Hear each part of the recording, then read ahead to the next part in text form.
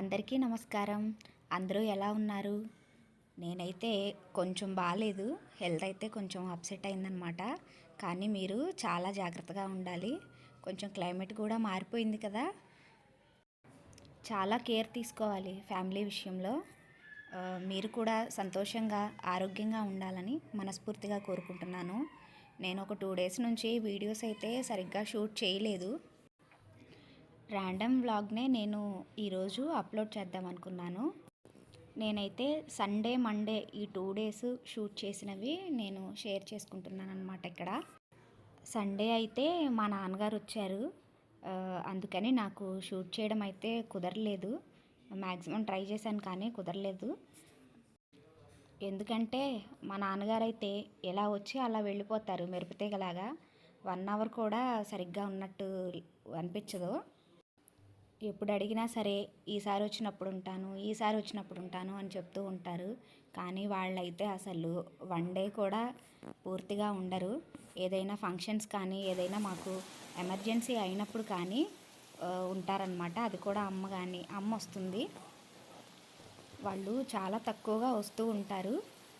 అందుకని చెప్పి నేను హాలిడేస్ ఉన్నప్పుడు పిల్లలకి హాలిడేస్ ఇచ్చినప్పుడు నేను వెళ్ళి ఒక 1 వీక్ 10 డేస్ అలా ఉండి వస్తూ ఉంటాను.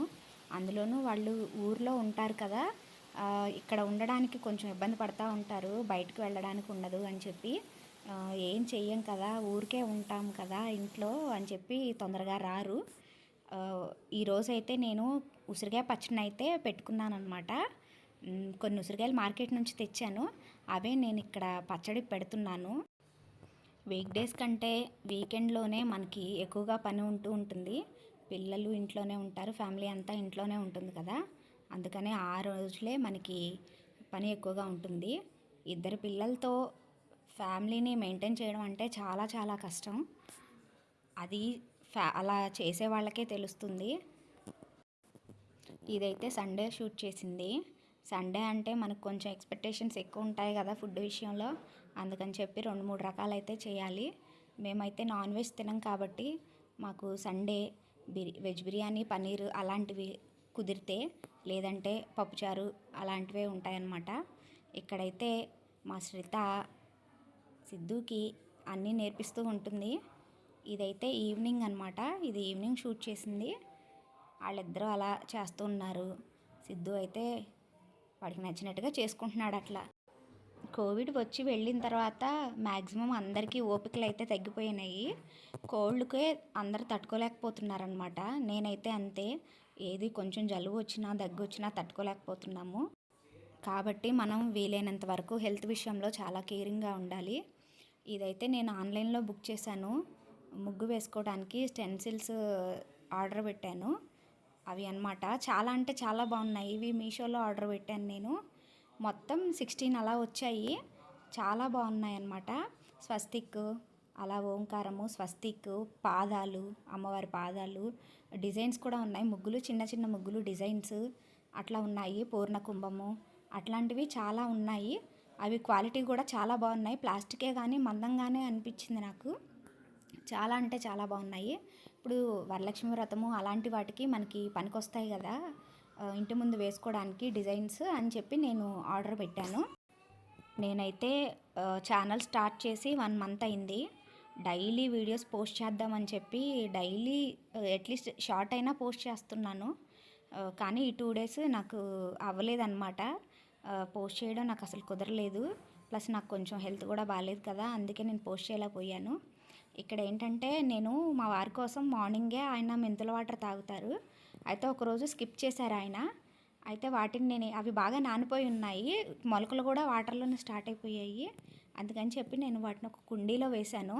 నెక్స్ట్ డేకే అలా నాకు మొలకలు వచ్చేసాయి. ఇంకొంచెం పెరిగాక కూడా నేను వాటిని షూట్ చేస్తాను. చాలా అంటే చాలా బాగా వచ్చాయి అవి. సాటర్డే సండే 2 డేస్ పిల్లలు ఇంట్లో ఉన్నారు కదా, ఏదైనా చేయమని అడిగారు. ఓపిక లేదు కానీ మొత్తానికైతే చేశాను. వాటితో పాటుగా కొన్ని అటుకుల మిక్చర్ని కూడా నేను ప్రిపేర్ చేశాను. అవి కూడా కావాలని అడిగారు, అందుకని చెప్పి నేను చేశాను. ఇక్కడ నేను ఏం చేశానంటే ఒక 1/2 కేజీ మినపగుండ్లు, దానికి 1/2 కేజీ బెల్లం అయితే తీసుకున్నాను. వాటినైతే ముందు నేనైతే వేయించుకున్నాను. ఇప్పుడైతే మ్యాక్సిమం డాక్టర్లందరూ పిల్లలకి పాలైతే ఇవ్వద్దనే చెప్తున్నారు. పాలు కంపల్సరీ తాగాలి. అవి ఏంటి, మనం గేదె పాలు మనకి డైరెక్ట్గా దొరికితేనే మనం ఆ పాలని మాత్రమే పిల్లలకి ఇవ్వాలి. మనం ప్యాకెట్ పాలు అంత సేఫ్ అయితే కాదనే చెప్పాలి. ఇప్పుడు మనం పాలైతే తెస్తున్నాం కానీ అవి ఎక్కడ నుంచి వస్తున్నాయి అనేది మాత్రం మనకు తెలీదు. గేదె పాలని చెప్పి అమ్ముతారు కానీ మనకు నమ్మకం లేదు కదా, అవి ఎక్కడి నుంచి వస్తాయి అనేది మనం ఏం చూడట్లేదు కదా. అందుకని డాక్టర్లు పాలైతే పట్టించొద్దు అంటున్నారు. ముఖ్యంగా ఆడపిల్లలకైతే అసలు పాలు ఇవ్వద్దనే చెప్తున్నారు. వాళ్ళు తొందరగా గ్రో అవుతున్నారని చెప్పి పాలు స్కిప్ చేయమంటున్నారు. దానికి రీప్లేస్గా ఇలా సున్నుండలు కానీ ప్రోటీన్ లడ్డు కానీ ఇలాంటివి చేసి ఇవ్వాలని చెప్పని చెప్తున్నారు.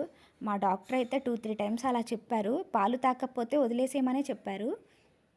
ఇక్కడైతే నేను మా నాన్నగారు వచ్చారని చెప్పాను కదా, ఆయన వచ్చేటప్పుడు నాకు ఆవకాయ అయితే తీసుకొచ్చారు. అదే నేను ఒక బాక్స్లో అయితే పెట్టుకుంటున్నాను, ఒక పెద్ద డబ్బాలో అయితే పెట్టుకుంటున్నాను. లాస్ట్ టైం వచ్చినప్పుడు కూడా ఒకసారి తీసుకొచ్చారు. అప్పుడు కూడా అంతే, అంతా ఆఫ్టర్నూన్ 2కి వచ్చారు, ఈవినింగ్ 4కి అంతా బయలుదేరి వెళ్ళిపోయారు. అప్పుడు కొంచెం తెచ్చారు, ఇప్పుడు కొంచెం తెచ్చారనమాట. దాన్ని మొత్తాన్ని నేను కొంచెం ఆవపిండి కలుపుకొని పెట్టుకున్నాను. అమ్మవాళ్ళు కొంచెం ఆవపిండి తక్కువ వేస్తారు, కానీ మా వారికి మాత్రం ఆవపిండి ఎక్కువగా ఉండాలి. అందుకని చెప్పి నేను దాంట్లో కొంచెం ఆవపిండిని కూడా యాడ్ చేసుకొని మొత్తం ఒకసారి కలుపుకొని స్టోర్ చేసుకున్నాను అనమాట. నాకేమన్నా కావాలి అంటే వాళ్ళు వచ్చే ముందు చెప్తారు కదా, నేను అప్పుడు చెప్తాను నాకేం కావాలో అవి తీసుకొస్తారు. ఇందాక మినపగుళ్ళుని వేయించుకున్నాం కదా, అవి కూల్ అయ్యేలోపు నేను అలా పచ్చని కలిపేసుకున్నాను. తర్వాత వీటిని మిక్సీ జార్లోకి తీసుకొని మెత్తగా పొడిలాగా చేసుకోవాలి. కానీ నేను మెత్తగా పొడిలాగా అయితే గ్రైండ్ చేయలేదు, లైట్గా 95% మాత్రమే మెత్తగా చేశాను. ఎందుకంటే ఇది పిల్లలు తినేది కదా, వాళ్ళకి గొంతులో పిడచగట్టుకొని పోతుందని చెప్పి నేను కొంచెం లైట్గా బరకగానే మిక్సీ వేశాను. దానిలో కొంచెం బెల్లాన్ని కూడా యాడ్ చేసి మొత్తం కలిపి ఒకసారి మిక్సీ వేస్తాను. ఇలా నేను 2 సార్లు మిక్సీ వేసుకున్నాను. మినపగుళ్ళు బెల్లం అన్నీ కలిపి 2 సార్లు మిక్సీ వేసేసుకున్నాను. మొత్తం కలిపి నేను ఒక ప్లేట్లో వేసేసుకున్నాను. మొత్తం ప్లేట్లో వేసుకున్న తర్వాత కొంచెం బెల్లం అయితే ఉండలు కడతా ఉంటుంది కదా, దాన్ని మొత్తాన్ని బాగా కలుపుకున్నాను అనమాట. మొత్తం కలిసేట్టుగా కలుపుకున్న తర్వాత నేను ముందుగానే నెయ్యిని కాచి చల్లారబెట్టుకున్నాను. ఆ నెయ్యి మొత్తం వేసుకున్నాను. అదంతా వేసుకొని ఇప్పుడు మొత్తం కలుపుకోవాలి, బాగా కలిసేట్టుగా కలుపుకోవాలి. నెయ్యి పూర్తిగా పౌడర్ అంతా కలిస్తేనే మనకి సున్నుండ అనేది బాగా రుచిగా వస్తుంది, లేకపోతే సున్నుండ విరిగిపోతుంది అనమాట. ఇక్కడ నేను మొత్తం పూర్తిగా కలుపుకొని ఇక్కడ నేను లడ్డూలాగా ప్రిపేర్ చేసుకుంటున్నాను. నా చెయ్యి అయితే కొంచెం చిన్నది కాబట్టి కొంచెం చిన్న చిన్న లడ్డూలు మాత్రమే వచ్చాయి. మొత్తం 1 కేజీ లడ్డూల దాకా అయ్యాయి. మనం బయట షాప్లో తెచ్చుకుంటే మనకి 1/2 కేజీ 350 దాకా పడుతుంది. ఆ రేంజ్లో, ఆ ప్రైస్లో, దానిలో సగం ప్రైస్లో మనకి మినపగుండ్లు, బెల్లం, నెయ్యి అవన్నీ కూడా వచ్చేస్తాయి. ప్లస్ మనకి కేజీ లడ్డూలు అయితే వస్తాయి. లడ్డూలు అయితే బాగానే వచ్చాయి. మనం పిసికే కొద్దీ లడ్డూని అట్లా ఉండ చేసే కొద్దీ మనకి నెయ్యి అనేది బయటకు వస్తూ ఉంటుందన్నమాట. సిద్ధుకి, శ్రితాకి ఇద్దరికి సున్నుండలు అంటే బాగా ఇష్టం, వాళ్ళు బాగా ఇష్టపడతారు. అందుకని చెప్పి నేను సున్నుండలు చేస్తాను. నువ్వులుండలు కూడా బాగా ఇష్టపడతారు, అవి కూడా అప్పుడప్పుడు చేస్తూ ఉంటాను. నాకు టైం కుదిరినప్పుడల్లా ఖచ్చితంగా చేస్తూ ఉంటాను, కొంచెం ఓపిక తెచ్చుకునైనా చేస్తాను. ఇలా నేను లడ్డూలన్నీ చేస్తుంటే మధ్యలో మా వారు వచ్చారనమాట. మా వారు వచ్చి నేను కూడా ఒక లడ్డూ చేస్తానని చెప్పేసి ఆయన కూడా కూర్చున్నారు. ఆయన చేయి కొంచెం పెద్దది కదా, అందుకే ఆయనకు పెద్ద లడ్డు వచ్చింది, తిరుపతి లడ్డు సైజులో వచ్చింది. చాలా అంటే చాలా బాగుంది లడ్డు, పెద్దగా అనిపించింది నాకు. ఇలా నేను సున్నుండలు చేయడానికి నాకు 1/2 అవర్ పైనే పట్టింది టైము. మొత్తం చేసేసుకొని నేను ఒక ప్లేట్లో అయితే సర్దుకున్నాను. ఇది 1/2 కేజీ మినపగుళ్ళకి ఇన్నైతే సున్నుండలు వచ్చాయి. మనం బయట కొనుక్కుంటే ఇన్నైతే రావు, అవి ఎప్పుడు చేశారో కూడా మనకు తెలియదు కదా. అదైతే మా వారు చేసిన లడ్డు అనమాట. నేనైతే అది దేవుడి దగ్గర పెట్టాను. ఈ సున్నుండలు ప్రిపేర్ చేసేసరికి నాకు 3 దాటిపోయింది టైము. ఆ టైంలో మళ్ళీ మా పిల్లలు 3:30కి అట్లా వచ్చేస్తారు కదా, ఈలోపే పనులన్నీ ఫినిష్ చేసుకుందామని చెప్పి నేను పాలు కాస్తూ ఉన్నాను. పాలు పొంగిపోకుండా ఇలా పాల కుక్కర్ అయితే బెటర్. పక్కనే నేను టీ కూడా పెట్టేసుకున్నాను. టీ తాగిన తర్వాత నేను అటుకుల మిక్చర్ కోసం నేను ఇక్కడ నూనెను కూడా కాస్తున్నాను. డీప్ ఫ్రైకి సరిపడా నూనె వేసుకున్నాను అనమాట. వేసుకొని అటుకులు ఉంటాయి కదా, అటుకుల్ని వేసేసుకోవాలి. మరీ పేపర్ అటుకుల్లాగా పల్చగా ఉండే వాటికన్నా ఇలా ఉన్నవి కొంచెం బెటర్. ఇవైతే బాగా విచ్చుకుంటాయి అన్నమాట పువ్వులాగా. ఇలా మనం ఆయిల్లో వేయగానే అటుకులన్నీ విచ్చుకోవాలి. ఆయిల్ కూడా అంత బాగా కాగి ఉండాలి. బాగా ఆయిల్ కాగి ఉన్న తర్వాతే మనం అటుకులు వేయాలి. లేకపోతే అటుకులు అడుక్కి వెళ్ళిపోతాయి, ఆయిల్ లోపలికి వెళ్ళిపోతాయి. ఇలా నేను 2-3 సార్లు అటుకులు వేసి వాటిని పక్కనైతే పెట్టుకున్నాను. ఇలా వేయించుకున్న అటుకులన్నిటినీ నేను ఒక పెద్ద ప్లేట్లో అయితే వేసుకున్నాను. వీటితో పాటుగా నేను ముందే పల్లీలు, పుట్నాల పప్పు, కరివేపాకు ఇవి కూడా నేను అటుకులు వేయించుకున్న తర్వాత వేయించుకున్నాను. ఇవన్నీ వేయించుకొని ఒక పక్కన పెట్టేసుకున్నాను. ఇప్పుడు వీటిని నేను అటుకుల్లో యాడ్ చేద్దాం అనుకున్నాను అనమాట.